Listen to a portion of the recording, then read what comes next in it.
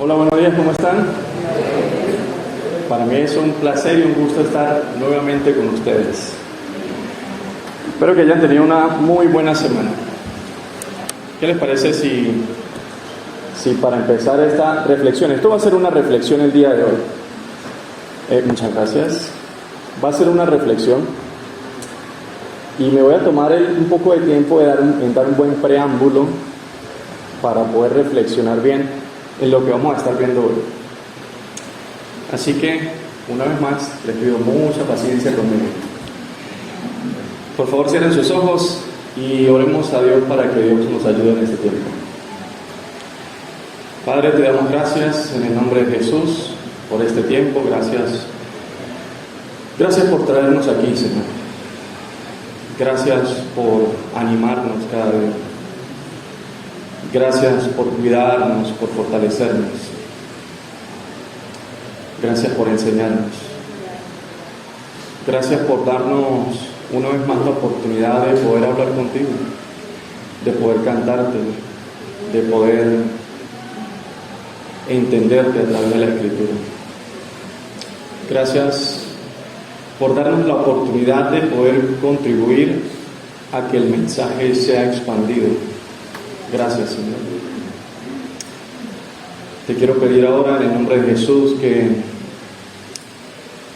cualquier conocimiento humano, cualquier vestigio de inteligencia de mi parte, inteligencia humana, pues que quede a un lado, Señor.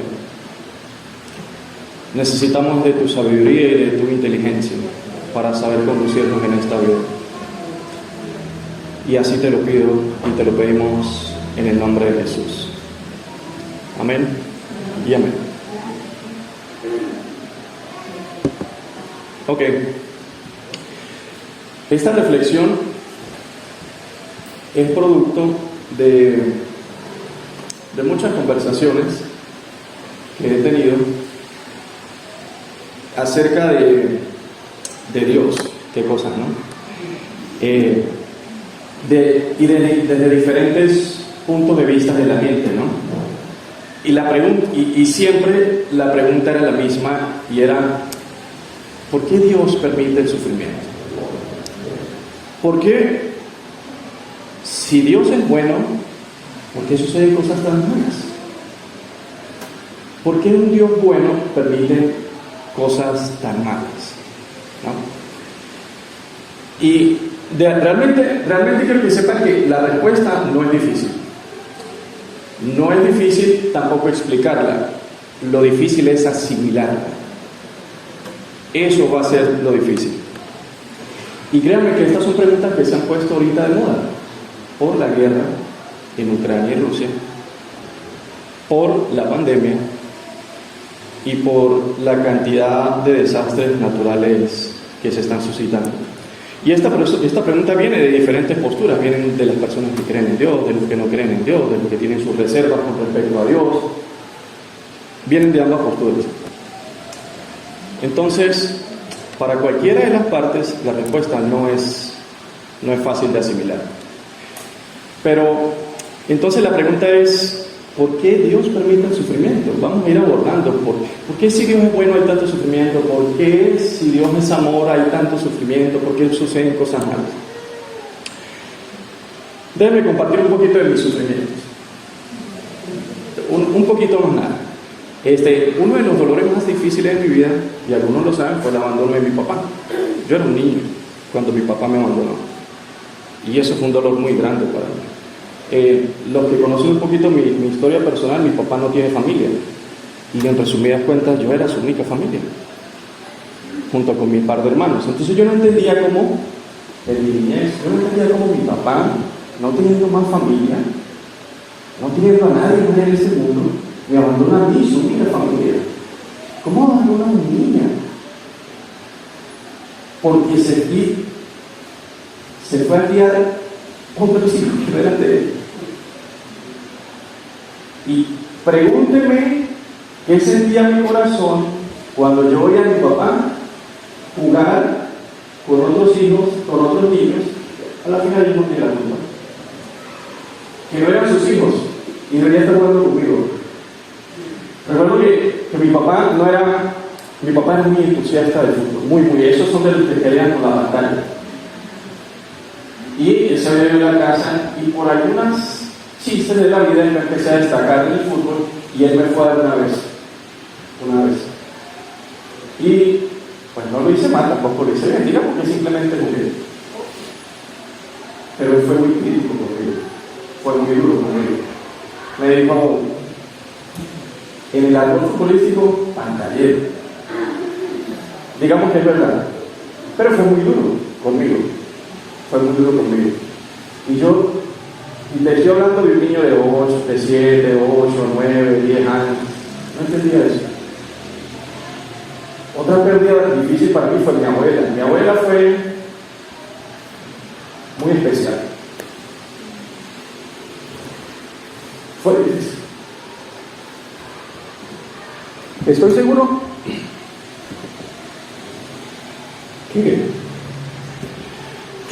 que todos ustedes, de alguna manera u otra, han experimentado pérdidas fuertes, difíciles. Y ¿cómo un Dios bueno puede permitir esto? ¿Cómo puedes seguir creyendo en Dios? No es fácil. Pero si quieres lo llevamos un poquito más arriba. Vamos a llevarlo al siguiente nivel. ¿Cómo un Dios bueno puede permitir la muerte de 6 millones de judíos en el holocausto nazi? ¿Sí saben esa historia? ¿Cómo un Dios bueno puede permitir que tanta gente muera en tsunamis, terremotos, huracanes? ¿Cómo un Dios bueno puede permitir eso? La respuesta no es sencilla de digerir, no es sencilla. Y uno puede decir, ¿por qué me pasan tantas cosas malas a mí? ¿Por qué me suceden tantas cosas malas a mí? Fíjense esto. Vamos a subir el nivel un poquito más. Si Dios es bueno,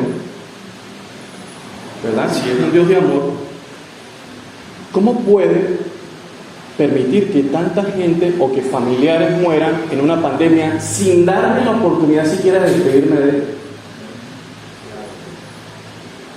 ¿Cómo puedo yo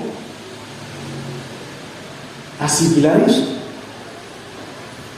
¿Cómo puedo yo ver eso? ¿Acaso el sufrimiento tiene algún propósito? ¿Acaso el sufrimiento tiene, no sé, alguna explicación? Y para empezar a abordar este tema, quiero que lo veamos de dos ópticas. No es lo mismo estar enfermo que ser el familiar del enfermo. Esos son dos ópticas del sufrimiento distintas. No es lo mismo el que padece el cáncer que el familiar que lidia con el que tiene el cáncer. Los sufrimientos es distinto. Por eso es importante matizar un poco esto acerca del sufrimiento. Entonces, si tú no crees en Dios o tienes ciertas reservas con respecto a Dios, estas preguntas, como ¿por qué existe la maldad? ¿Por qué si Dios es malo? ¿Por qué si Dios es bueno hay tanta maldad? Quiero que sepa que aunque la pregunta es valedera, la pregunta no tiene nada de sentido, porque no puedes saber si algo bueno o es malo sin tener a Dios en la ecuación. Si tú sacas a Dios de la ecuación, es decir, Dios no existe, ¿cómo se determina lo que es bueno o es malo? No hay manera de determinar lo que es bueno o es malo. Entonces, para saber si algo bueno es malo, yo necesito tener a Dios en la ecuación. Y para entender eso necesito entender quién es él. ¿Qué está pensando Dios cuando determina que algo bueno o es malo? Sin Dios en la ecuación, los argumentos no tienen sentido. Y hay gente que dice, bueno, pero es que nosotros actuamos de manera natural. La naturaleza actúa como actúa. Por eso es que no es necesario el bien o el mal. Yo le digo, claro, por eso es que los perros, los animales se comen a sus cachorros. Normal. Por eso es que los papás se aparean con sus hijos. Normal, eso no es normal. Eso no es racional. Por eso es que algunos animales se comen sus propios desechos. Eso no es normal pensar así. ¿Ustedes qué piensan? ¿Es normal o no es normal? ¿Por qué no es normal? Pero si es que así pensamos, así naturalmente somos. No somos así. Dios determina qué es lo bueno y qué es lo malo. No podemos racionalizarlo desde el punto de vista simplemente porque es que así somos. No, así definitivamente no somos. Porque yo podría preguntar, ¿y dónde está la conciencia? ¿Qué es la conciencia? Eso que te acusa, eso que no te deja dormir cuando sabes que no estás haciendo las cosas bien. ¿Quién te puso eso ahí en la cabeza? ¿Cuándo te lo pusieron? ¿Quién te lo puso? ¿Qué es eso que está ahí que no te deja dormir? Entonces, veamos cuál es el origen del dolor y el sufrimiento, para entender por qué un Dios bueno hace que sucedan cosas tan malas. Fíjense, el resultado del sufrimiento y del dolor tiene su origen en Génesis 3, que es la caída del hombre. ¿Qué hace Dios? Dios hace una creación, la hace perfecta y le dice al hombre, ahora tú eres el que la va a administrar. Tú eres la persona encargada de administrar la creación. Todo lo que hay, tú eres la persona encargada, ¿verdad? Dios le delega esa autoridad y ese poder al hombre. El hombre decide hacer las cosas separado de bien. Decide hacer las cosas sobre su propio criterio. Él no toma en cuenta a Dios. Él no toma en cuenta a Dios.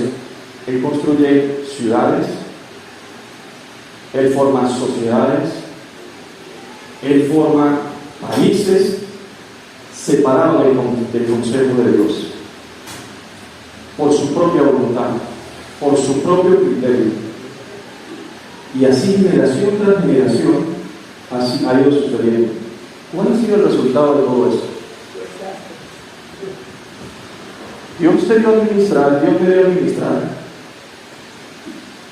Y todo esto es un desastre. Todo es un desastre. Socialmente es un desastre, económicamente es un desastre, ecológicamente ni hablemos. Todo es un desastre. Pero ¿quiénes son los que están administrando? Nosotros somos los que estamos administrando. Nosotros somos los responsables de todo lo que está sucediendo. Nadie más es el responsable. Si tú me prestas tu carro, tú me delegas esa responsabilidad y yo lo choco, la culpa es de él. No, la culpa no es de él. Él no es el responsable. Tiene que ver si él es amoroso o no. ¿Ven que la pregunta no tiene sentido? Tiene que ver si es amoroso o no el hecho de que yo haya chocado el carro. No tiene sentido esa pregunta. La pregunta sería, ¿por qué Dios tendría que arreglar algo que Él no dañó? ¿Por qué Dios tiene que responder con una responsabilidad que no es de Él? Vaya la... ¿Por qué Dios tendría que arreglar algo que Él sabe que van a seguir dañando? ¿Por qué? Porque de continuo el pensamiento del hombre es distanciarse de Dios. Entonces, si ustedes piensan que Dios va a arreglar todo y que si Dios es amoroso arregla todo, entonces todo va a cambiar, le voy a decir, no es así. Porque a través de la historia, cuando Dios ha intervenido, no ha sido así y sigue siendo cada vez. Se supone que nosotros somos los responsables, ¿no? No que muy inteligentes para hacerlo separado de Dios. Otros destruyen, otros dañan, pero Dios es responsable de arreglar esto. Dios es responsable de arreglar esto. Entonces la pregunta que surge después de esto es, pero es que hay tanta gente inocente muriendo. Tanta gente inocente muriendo en terremotos, en holocaustos nazis, en tsunamis, en pandemias, en guerra, y por ahí vemos una cantidad de videos que nos mueven las emociones. ¿Cómo un Dios tan bueno puede permitir la guerra? Si hay tanta gente inocente muriendo. Entonces vamos a ver. Yo estoy convencido de dos cosas. Uno, que el concepto de amor está distorsionado. Y segundo, el concepto de inocente también está distorsionado, según Dios. Entonces vamos a ver si existe alguien que ha padecido inocentemente. Vamos a ver si existe alguien que murió siendo inocente, que no tiene culpa de lo que hizo, y que Dios, por no ser un Dios amoroso, lo mató. ¿Les parece si vemos eso? Ok. Por favor, veamos el Salmo 14, del 1 al 3. Y aquí es donde voy a empezar. ¿Por qué Dios permite el sufrimiento? Hay tanta gente inocente muriendo. Mira lo que dice el Salmo 14, 1 al 3. Solamente mediten lo que dice ahí. El necio ha dicho en su corazón: no hay Dios. ¿Sean qué? Se han corrompido. ¿Han cometido hechos qué? Miren, esa palabra abominable es tan profunda, porque abarca todo. Abarca muchas cosas, incluso sociales. ¿No hay qué? No hay que ganar el bien. Siguiente. El Señor ha mirado desde los cielos sobre los hijos de los hombres para ver si hay alguno que entienda, alguno que busque a Dios. Siguiente. ¿Qué dicen? ¿Cuántos? ¿Cuántos? Todos se han desviado. Pablo, ¿cómo usted se ha desviado? Sí. Y no contemos cuántas veces, porque si no aquí la reunión no termina. Todos se han desviado. A una, es decir, al mismo tiempo todos se han corrompido. No hay quien haga el bien. Ni uno solito. No hay ni uno solo. Es decir, todos son culpables de lo que está sucediendo. Vamos a ver otro versículo que nos lo va a explicar un poquito más. Eso es en el Antiguo Testamento, Pablo. Bueno, vamos a verlo en Romanos. Romanos capítulo 3. Romanos capítulo 3, versículo 10 al 18, perdón. Como está escrito, ¿qué? No hay justo ni a uno, por favor, sigue. No hay quien entienda. ¿Cómo va a entender a alguien qué es lo que tiene que hacer si su vida va independiente a Dios? Dios hace todas las cosas, las crea, dice cómo funcionan, y las personas piensan que independientemente de Dios pueden hacer las cosas bien. No funciona así. Le da para administrar la tierra, lo hace mal porque lo hace independientemente de Dios, y cuando las cosas salen mal, entonces ¿por qué Dios es malo? ¿Eso tiene tanto sentido o no? No, eso no tiene sentido. Sigamos. No hay quien busque a Dios, nadie que le pregunte. Otra vez, todos se han desviado. ¿Se hicieron qué?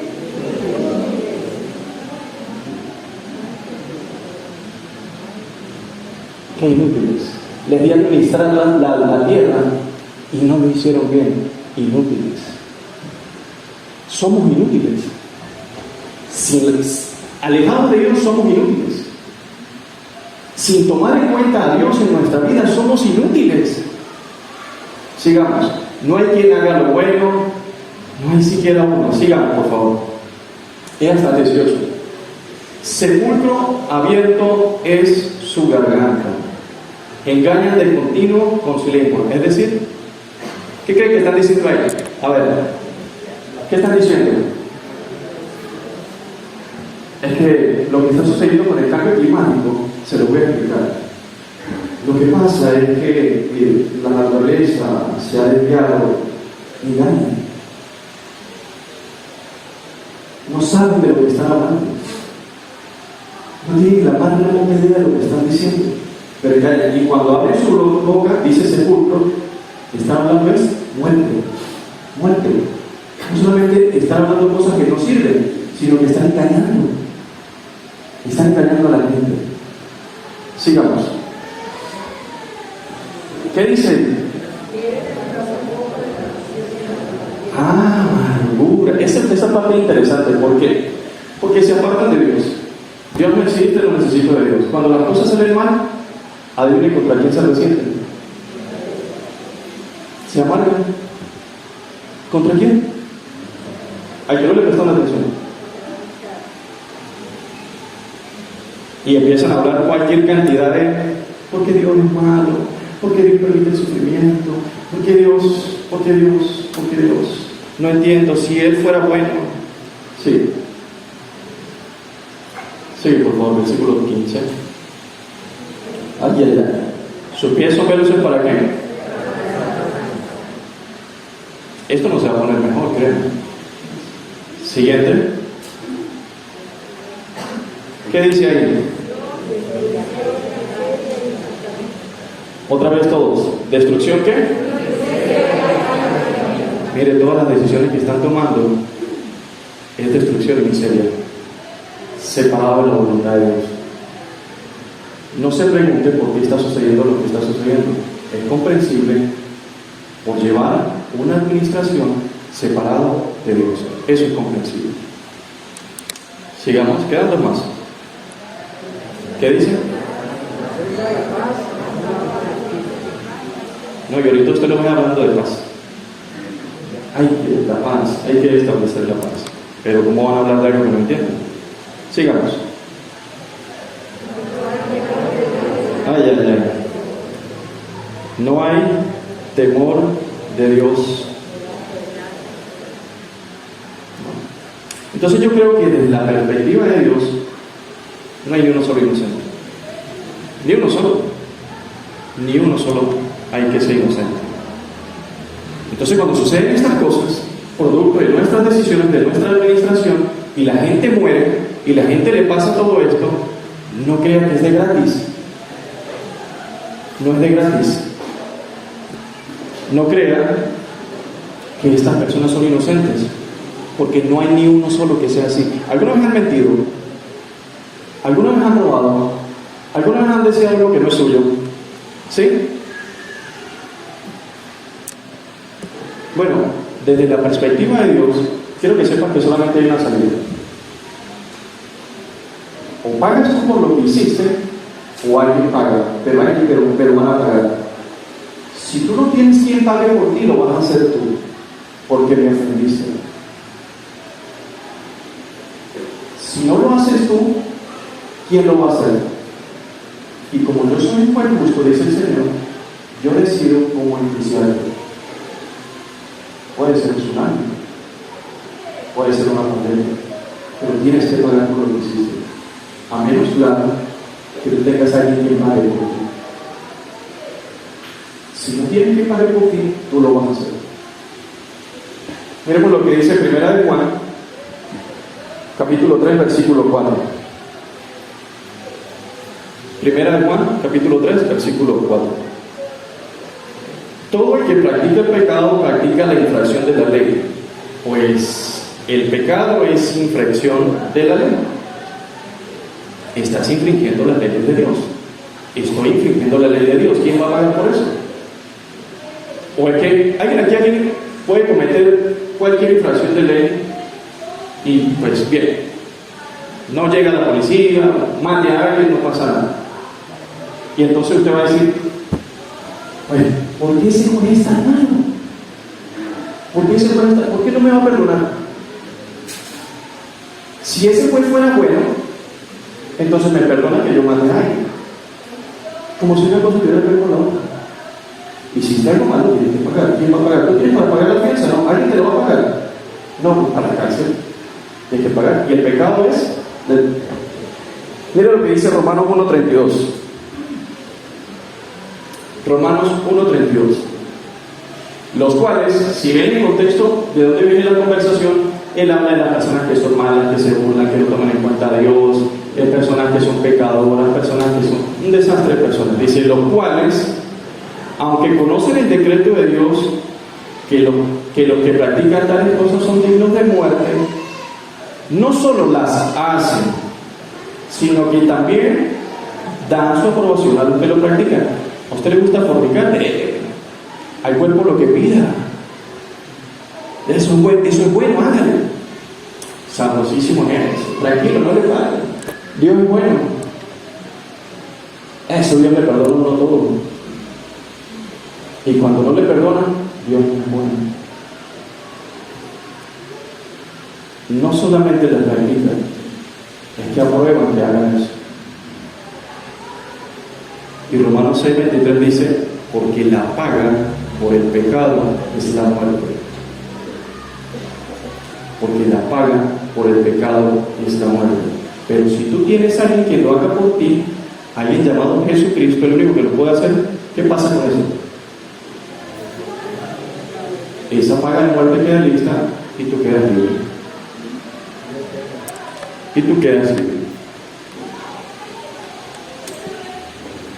Dije que era fácil, la verdad, no es fácil. Alguien tiene que pagar por lo más que lo hace. Que es una pandemia. Bueno, entonces vamos a juzgar a Dios ahora por cuáles son los métodos de juicio, pues. No, que es por un holocausto. Bueno, entonces ahora vamos a juzgar a Dios como Él, siendo el juez, va a juzgar a alguien que es culpable. Entonces pueden ir aquí a los tribunales y pueden entrar a ver si algún civil le dice al juez cómo juzgar. A ver qué le va a hacer el alguacil. Primero lo manda a callar, silencio. Así no funcionan las cosas. Pero si hay gente que quiere creer que hay personas inocentes muriendo, desde la perspectiva de Dios está claro. No hay ni uno solo. Y los niños que mueren, ¿será que son inocentes? Porque ya va, lo que pasa es que Dios ahí sí se pasó. Dios ahí sí se pasó de la raya. Está bien la gente adulta porque pega y pero los niños,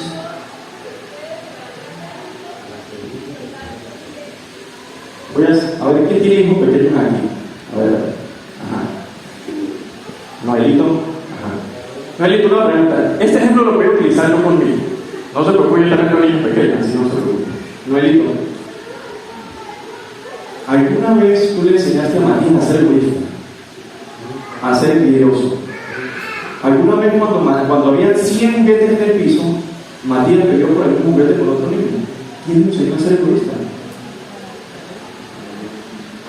¿Quién le enseñó así? ¿Quién le enseñó a ser envidioso?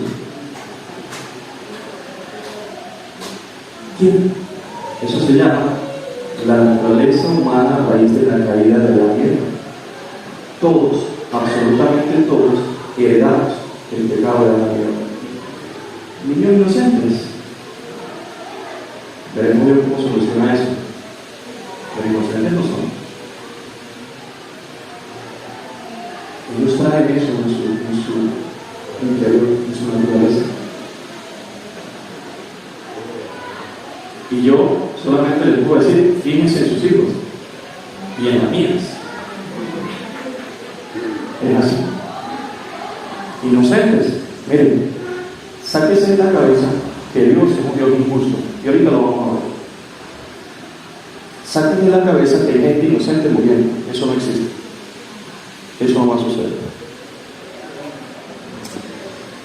Una vez, esto fue un hecho muy, muy curioso. Una vez estaba en una reunión y alguien se me acerca y me dice: Pablo, ¿y qué hay de ese hombre que nombra la Biblia? Porque él me dice que toda regla tiene su excepción. ¿Qué hay de ese hombre que nombra la Biblia llamado Job el justo? ¿Qué hay de ese hombre? Porque, pues, la Biblia dice que él era bueno, que él hacía sacrificios a Dios, que él era temeroso de Dios. Incluso la Biblia dice en el capítulo 1 de Job, si usted lo ve, él dice que sus hijos pues hacían sus fiestas, y él decía: no, yo voy a sacrificar, no vaya a ser que no haya ofendido a Dios. Entonces él me decía: fue bueno que Dios lo tratara tan cruelmente, siendo él una persona tan obediente para Dios. Fue muy cruel de parte de Dios que lo tratara así, solamente porque era como una puja ahí entre Dios y el diablo. Usted sabe que la conversación se da Y el diablo le dice, y Dios le dice al diablo: ustedes me consideran a mi siervo Job. Él es un buen tipo. Él procura temerme y todo eso. Y el diablo le dice: no, pero usted le da de todo, y por eso es que, bueno, usted le da así, porque usted le da de todo, pero quítese. Y entonces esta persona me dice: injustamente Dios le quitó todo solamente por pelear con el diablo. Entonces yo le digo: mire, le voy a hacer una pregunta antes de contestarle, y agradezco que lo haya hecho como de manera personal por eso. ¿Qué ha entendido del libro de Job cuando lo ha leído? Dígame, ¿qué ha entendido? No, honestamente no lo he leído. ¿Qué? Y entonces, bueno, lo que pasa es que me metí por internet y he googleado a unos filósofos bastante importantes. Y esta persona, pues, o sea que no lo ha leído. O sea que no es por misma cosa suya, sino que otro le dijo en qué pensar. Otra persona le dice en qué pensar a usted. ¿Cómo puede confiar en eso? Y me dice: bueno, lo que pasa es que esta persona es un académico, él es una persona muy estudiada. Y yo le digo: eso se conoce como la falacia de la autoridad. Creer que lo que alguien dice es verdad simplemente porque es el maestro, porque sabe mucho, porque tiene un título, y no se cuestionan las palabras. Pero eso le sucede a él y también nos sucede a nosotros, amigos. Hay gente que agarra el micrófono en el nombre de Dios y en horas hace una cruz. Y que Dios nos aguarde. Porque dice cualquier cantidad de cosas, pero como lo dijo el pastor, como lo dijo él, entonces todo es verdad. Entonces yo le digo a él: eso se llama falacia de autoridad, y eso se le conoce como fanatismo. No estás analizando lo que está diciendo simplemente porque la persona es importante. Y yo le dije: Messi salió hablando de la pandemia y de las vacunas. Salió hablando de eso. Messi será un muy buen futbolista, pero de biogenética creo que no sabe. Él no es autoridad para hablar de eso. Si hablamos de fútbol, yo me siento, agarro un cuaderno, un lápiz y empiezo a aprender. Pero en biomedicina, incluso los expertos también se equivocan. No sabían eso, no sabían que hace como 1500 años éramos el centro del universo. ¿Sí sabían eso o no? ¿Sí sabíamos que hace como 60 años teníamos 18 pares de cromosomas? Por supuesto. Pues no sabían eso. No sabían que la vacuna a los 3 meses era el 98% de inmunización. No sabían eso. Los expertos se equivocan. Se equivocan. No puedes creer en lo que alguien dice simplemente porque tiene un título. Y yo le dije eso. Y le dije: bueno, pero de cualquier modo voy a ayudarte. Déjame darte unas herramientas de cómo tú puedes estudiar el libro, para que tú llegues a una conclusión, para que tú determines realmente de qué se trata. No quiero coaccionar. Estoy esperando eso. ¿No volvió? No volvió. Porque honestamente creo que no estaba interesado en conocer la verdad. Creo que quería satisfacer su intelecto, su ego. Hace ser interesante, hace ser chévere, que lo adulen para llenar esos vacíos existenciales y emocionales. Igual no lo va a lograr. Eso se llena con Jesús. En algún momento se dará cuenta. Entonces, pero a ustedes sí les voy a decir, porque Job no era inocente. Porque a ustedes no lo voy a dejar con la intriga. Lo que pasa es que yo voy a confesar aquí un pecado mío.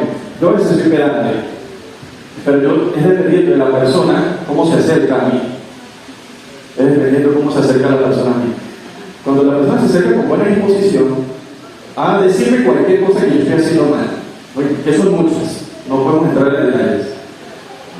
Se acerca con una buena disposición, chévere, está bien, yo ahí machuco mi orgullo Y bueno, pero cuando llegué y que le pago, uy, yo me pongo como gato patas para arriba. Pero eso me pasa a mí. Eso me pasa a mí. Entonces, pues, esta persona llegó como con su ínfula de mucha intelectualidad y no fue muy amable al responderlo. Entonces, vamos a ver de qué se trata esto. De si Dios se puso a jugar dominó con el diablo y que perdiera, pues Job salía perdiendo. Vamos a ver. Esto está en el capítulo 29. Ya les digo el versículo.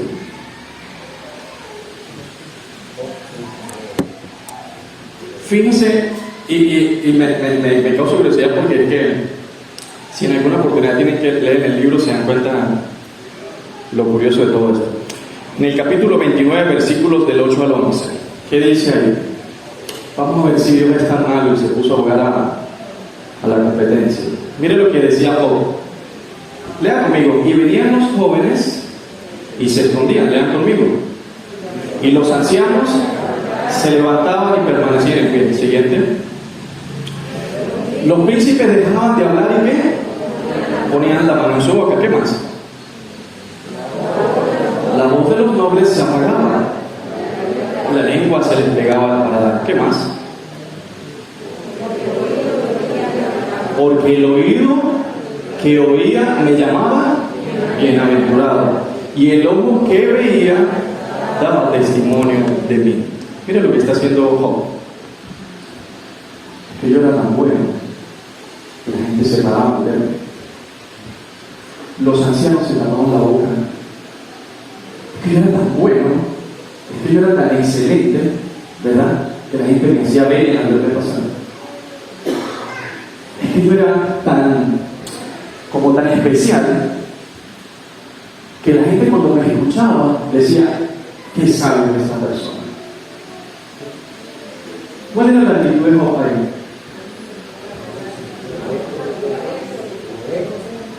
¿Cuál era la actitud? Díganme. Yo soy el que sé.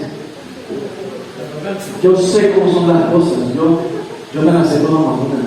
Y la gente me ha hablado de todo eso. Los ancianos, que es sinónimo de sabiduría. Sí. Ahí estamos viendo que Dios es tan inocente, que tiene su contigo en el corazón.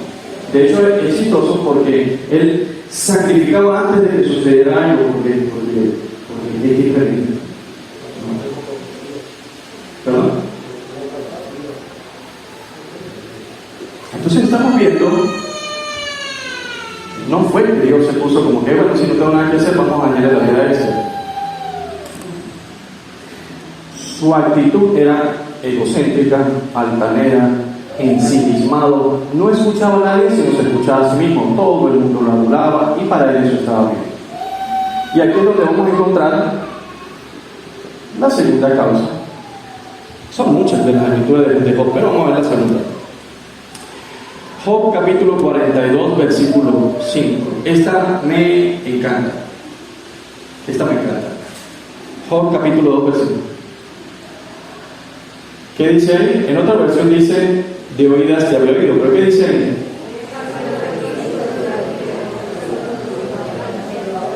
¿Sabe qué está diciendo Job ahí? Yo no conozco. Yo lo que sé de Dios es por referencia de otros. Yo personalmente no sé quién es Dios. Esto era lo que yo quería que ese muchacho descubriera. Que para que él entendiera de qué se trata Dios, tiene que buscarlo él mismo, sin referencias. Y Job dice, yo de oídas como que te había oído. Yo como que, pero ahora, como la situación está caliente, entonces Dios está aprovechando el sufrimiento y el dolor para enseñarme, para mostrarme quién es Él, para decirme cómo son y cómo debo hacer las cosas. Y ahora, ¿qué dice? Ahora sí entiendo. Antes entendía poco y nada, más nada que poco. Pero ahora sí estoy entendiendo. Ahora te puedo ver. Versículo 6 de ese mismo capítulo. Por eso me retracto y me arrepiento en polvo y ceniza. La palabra retracto tiene que ver con un estado, perdónenme la expresión, de asco por uno mismo.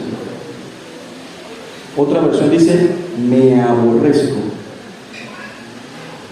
Entonces Job entiende, chicos, el viernes estuvimos viendo cuál era la verdadera oración, ¿cierto? Job está diciendo, ¿cómo puedo ser un tipo tan malo? ¿Cómo puedo ser tan bajo, tan ruin de pensar así de Dios? ¿Cómo puedo utilizar de esa manera el Creador? Me arrepiento en polvo y ceniza es al extremo estoy arrepentido de todo mi actitud. No es posible que yo haya pensado así de Dios. ¿Por qué? Porque ni siquiera lo conocía. Y Dios está utilizando el dolor, está utilizando la tragedia para enseñarme. Cuando Él no tiene por qué intervenir. ¿Sabe? Si usted cree o le dijeron que Dios iba a arreglar este mundo, le creerán mentiras. Dios no vino a arreglar el mundo. Dios iba a arreglar su vida. Iba a arreglar su vida. No a cambiar el mundo. Porque el mundo nos lo dio para administrar y saber qué hicimos. Esto se dañó. Esto lo dañamos. A tal punto que Dios tiene que prometernos un cielo nuevo y una tierra nueva. ¿Por qué? ¿Por qué cree que necesitamos algo nuevo? Usted se compra zapatos por qué. Necesito uno nuevo porque lo que tiene ya no sirve. Entonces Dios dice, pues yo vengo a hacer las cosas nuevas por medio de Jesucristo y vengo y le prometo que habrá cielo nuevo y tierra nueva. Al final Dios sí está preparando algo que nosotros no hicimos. O sea, perdón, que Él no hizo. Pero Dios es tan malo, ¿sabes? Dios no es bueno. Dios no es bueno. Dios por ahí no. Somos tan especiales que vuelve a venir Jesucristo y lo matamos de nuevo. Sí, no, yo voy a decir un dato para que lo consideren en algún momento. Que si usted cree que la segunda venida de Jesucristo va a ser chévere, le digo que no se toman ese bus. Eso no va a ser lindo, no va a ser chévere. Es mejor que se vaya antes. La Biblia afirma que Él viene con vara de hierro a gobernar. ¿Alguien vio la película Los Pecadores 1? La 1, cuando Loki llega a la tierra. Sí, que cuando Loki llega con el cetro, tú arrodillas. ¿Sabes qué dice la Biblia? De toda lengua le va a confesar y todos se van a arrodillar. ¿De por las buenas? ¿O por las malas? Sí o sí. ¿Sí o sí? Entonces la venida de Jesús no queda como la pinta de nosotros. ¡Ay, qué tan chévere! ¡Ay, Jesús! Entonces, esto lo que voy a decir es a título personal, para dejarlo claro. Yo pienso que el dolor y el sufrimiento es algo que Dios aprovecha para despertar nuestra conciencia, para hacernos empáticos con Él de al lado, para poder comprender el sufrimiento del otro. Si alguien se acerca a mí y me dice, mi papá me abandonó, yo le puedo comprender. Porque Dios tomó ese sufrimiento y me enseñó para que pueda ayudar a otros. Yo fui engañada por mi esposo, porque yo no, es un hipotético. Cuando se le acerca a alguien que fue engañado, Dios va a utilizar esa experiencia para ayudar a otros. Entonces, yo creo que Dios utiliza el dolor, capitaliza el dolor y el sufrimiento para enseñarnos a cómo ayudar a otros, aun cuando Él no tiene nada que ver en este asunto. Para finalizar, quiero que vea algo. En medio de las situaciones más difíciles de la vida, lo que sucede, lo que está sucediendo, muestra dónde están nuestras convicciones, muestra en dónde está nuestro corazón. Y para eso quiero que veamos Mateo capítulo 7, versículos del 24 al 27, y habla de los dos cimientos. Está diciéndole Jesús a la gente, dice, por lo tanto, porque él da una explicación previa, dice, por lo tanto, cualquiera que oye estas palabras, él está haciendo referencia a la obediencia a Dios, estas palabras mías, si las pone en práctica, será semejante a un hombre, ¿que qué? ¿A un hombre qué? A un hombre sabio que edificó su casa sobre la roca. Siguiente. Cayó la lluvia, vinieron tormentas, soplaron vientos y azotaron aquella casa. Pero no se cayó, porque había sido. Siguiente versículo. Y todo aquel que oye estas palabras mías y no las pone en práctica, será semejante a un hombre insensato que edificó su casa ¿sobre qué? Sobre la arena. Siguiente. Y vinieron las mismitas circunstancias. Y cayó la lluvia, vinieron torrentes, soplaron vientos, azotaron aquella casa y ¿qué? Fue grande su ruina. Mira, aquí podemos ver que estando con Dios, igual las circunstancias no van a ser fáciles. Pero en medio de la circunstancia difícil, vemos si nos permanecemos de pie o no. Porque ¿dónde está cimentado su vida? ¿En Jesús? ¿O lo estamos haciendo a nuestra manera? Estamos administrando nuestra vida a nuestra manera. Porque las circunstancias van a venir. Una pandemia, un desastre natural, lo que sea, va a venir. Y ahí es donde se pone difícil esto. Pero gracias a que nuestro Dios sí es bueno, miren lo que dice Isaías 53:6. Miren lo que dice. Por favor, léalo conmigo. Todos nosotros, ¿quiénes? ¿Quiénes? Todos nosotros. Nos descarriamos como ovejas. Nos apartamos, cada cual por su camino. Pero, ¿el Señor qué hizo? Hizo que cayera sobre él la iniquidad de todos nosotros. Quiero que sepas que Dios entiende el sufrimiento. Dios entiende qué es el engaño, qué es el abandono, qué es la traición, porque Él se encarnó y vino aquí, se hizo hombre y experimentó el engaño, el abandono, la humillación. Nuestro Dios no es un Dios distante, es un Dios personal que te entiende y te entiende. Y Él dice, ok, eso te está haciendo sufrir, eso te separa y yo lo llevo por ti, a cambio de que me recibas como su Hijo Salvador. Te voy a mostrar que sí me amo y que no estoy lejos de ti. Me voy a ir a la tierra y me voy a encarnar y voy a sufrir tanto o más que cualquiera de ustedes, para que sepan que yo lo entiendo y que voy a dar mi vida por ustedes. Porque a pesar de que lo han hecho mal y me echan la culpa de todo, yo igual quiero demostrarles que los amo y que estoy con ustedes y que los comprendo. Porque vas a pagar tú o voy a pagar yo, pero alguien tiene que morir. Es tu decisión que va a pagar. Es tu decisión que va a pagar.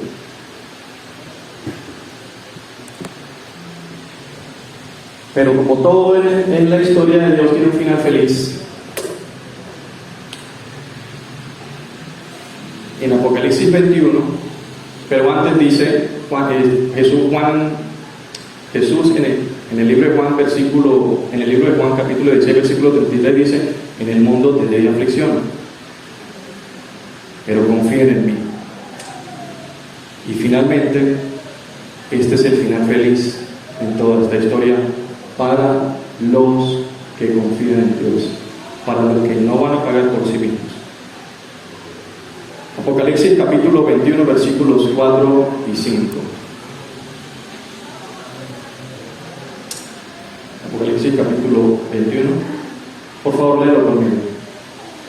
Él enjuagará todas las lágrimas en sus ojos, y no habrá muerte, no habrá más duelo, ni clamor ni dolor, porque las primeras cosas han pasado. Y el que está sentado en el trono dijo: he aquí yo hago cosas nuevas. Y escribe estas palabras, porque estas palabras son fieles y verdaderas. Cierren sus ojos.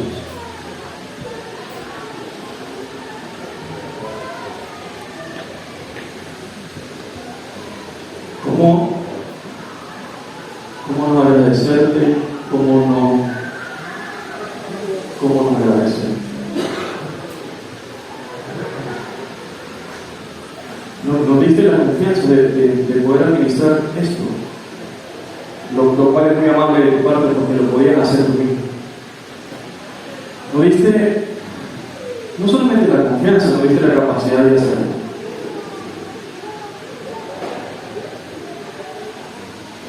Simplemente decidimos mal. Decidimos mal desde el principio, decidimos hacer las cosas sin tomarte en cuenta, sin oírte. Cuando las cosas no podían estar peor,